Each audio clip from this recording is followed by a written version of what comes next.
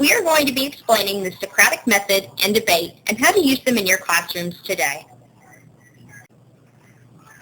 The Socratic Method is defined as asking a series of questions that cannot be answered with yes or no.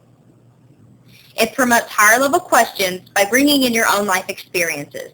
This promotes connections and students using thought. The teacher's goal is to draw in multiple students, as many as possible, at one time.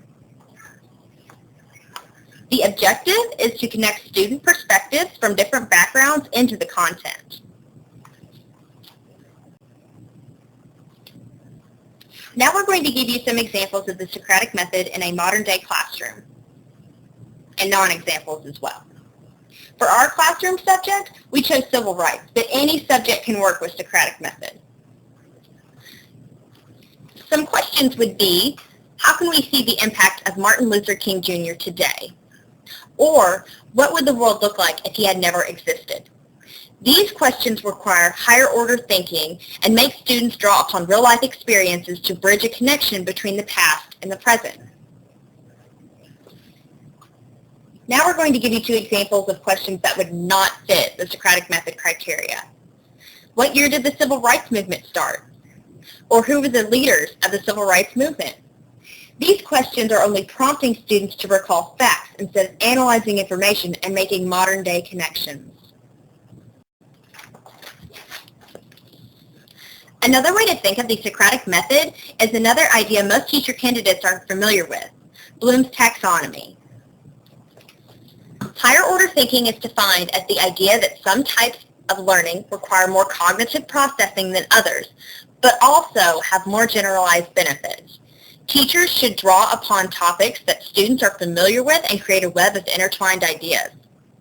Connecting concepts gives students a well-rounded mindset of different cultures and time periods.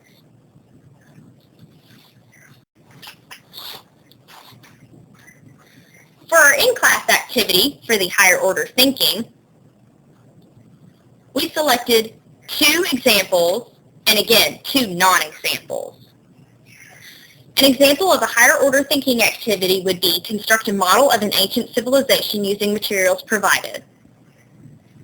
Or classify given photographs of various cultures and create your own definition for who the people are.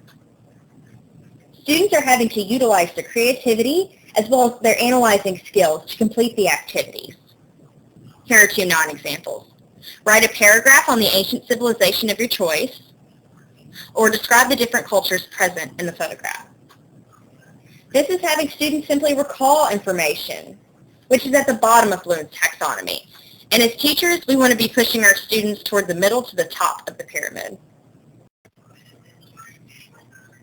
We are going to be explaining the Socratic Method and debate and how to use them in your classrooms today.